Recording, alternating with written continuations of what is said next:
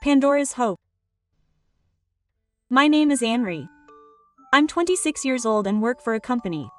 It was when Futoshi, who I had been dating for many years, proposed to me. Since we're the same age, I thought it was about time, but I'm so happy when we actually get married. I was so moved by the romantic performance that I nodded in tears. After confirming our love for each other, we had to talk about practical things. Before getting engaged, we decided to confirm a few things about our future lives. First, I suggested that we should save up some money, even if we were thinking about having children in the future. I asked him not to quit his job after we got married, but to continue working for a while. After listening to my story, Futoshi said, "You should think about it for a while." There was a pause, but he added, "In return, you should do your housework properly." I felt a strong sense of discomfort at those words. His desire to continue working wasn't selfish. Rather, he wanted to support each other as a couple, so why did he say it like that? I shouldn't have overlooked the incongruous feeling at that time. I hit a wall right after we got married. It was because Futoshi's way of thinking and mine were too different. My parents live together and cooperate with each other. As their daughter, I thought that was normal, but apparently it's different in Rita's family. My mother-in-law is in charge of all the housework at my in-laws' house.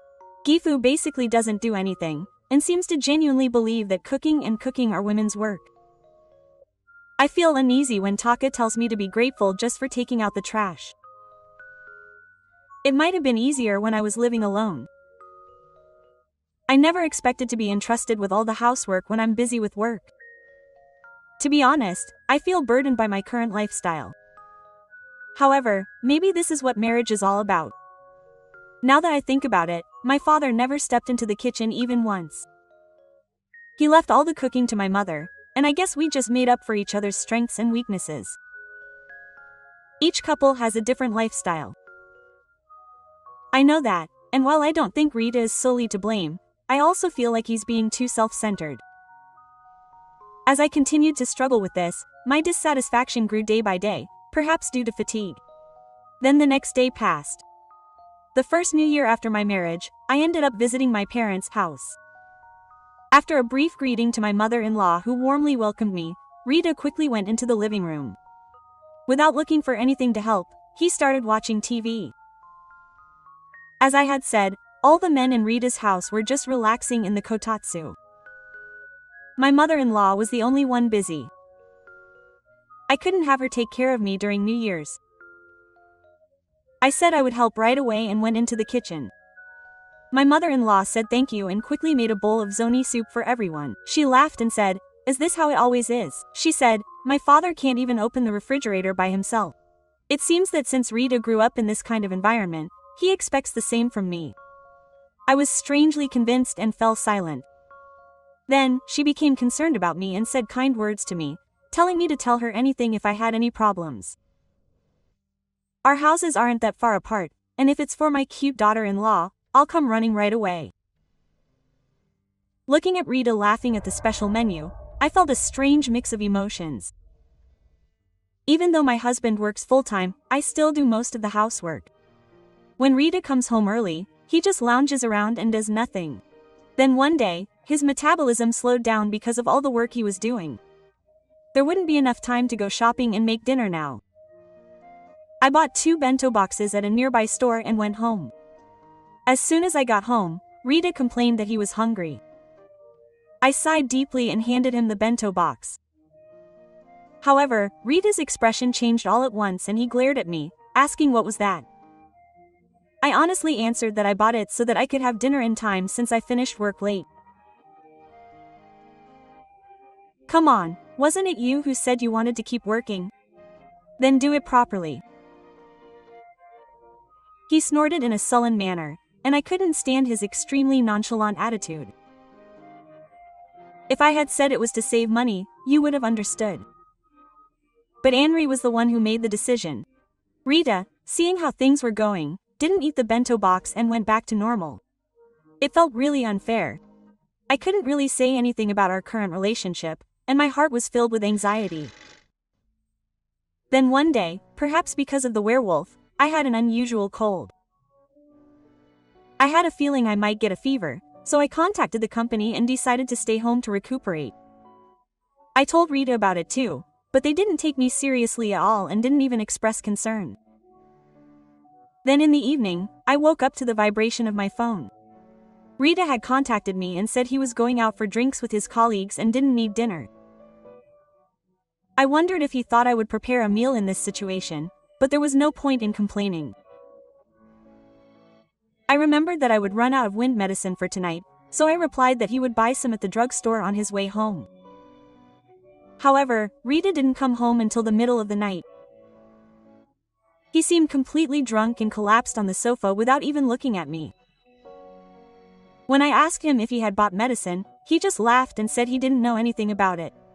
On top of that, he told me to wake him up before noon because he was meeting a friend the next day and went to sleep. If I had known this would happen, I should have gone and bought the medicine myself. I felt a surge of anger welling up inside me at Rita, who was insensitively sleeping because his cough wouldn't stop. He didn't think about me at all. My dissatisfaction only grew as I was treated like a government employee. The next day, I woke up to Rita's voice. I still wasn't feeling well. Still, I walked unsteadily to Rita, who was calling my name in the living room. It seemed he had just woken up. He was still groaning on the sofa, glaring at me with a fierce expression, asking why I hadn't woken him up. I was exasperated, but I told him that I had called out to him an hour ago. It wasn't his fault that he had stayed asleep despite my repeated attempts to wake him up by shaking his body. Even so, Rita was still undressed. So he reached out like a child, saying that he was going out right away and asked me to hand him his clothes. If I resisted at this point, it would only lead to more trouble. I dragged my limp body along as he told me to and handed him the set, but Rita said that the shirt was wrinkled and started to complain that he couldn't go out. Ignoring the fact that I was sitting down, he insisted that he would iron it right away. Perhaps because of the stress, my condition worsened even further. Still, with trembling hands, I grabbed the iron and smoothed it out as instructed. Rita would make excuses to me like, "You still can't do it?" I couldn't understand how he could rush me in this condition. My headache and nausea were getting worse, and I could tell that I was reaching my limit. He thought that if he pretended to be unwell, he could slack off. At that moment, a knocking sound rang out. Rita tilted his head in confusion and opened the curtains, wary of a thief. And the moment he saw the veranda, his face turned pale and he sat down. That was because his mother-in-law, dressed as a demon, was standing there with her arms crossed. In fact, Sakuyakaze hadn't gotten any better, and he had been considering going to the hospital. Since Rita doesn't do housework, if I couldn't move, the house would just get dirtier and dirtier. I was worried about that, so I asked my mother-in-law to help me. My mother-in-law came to the house first thing in the morning with medicine and nutritional jelly. Of course, I tried to wake Rita up at that time, but there was no sign of him waking up, so I had no choice but to go back to sleep. My mother-in-law was just hanging out the laundry on the balcony as part of her housework. It was at that moment that Rita came out and started showing his usual disrespect towards me.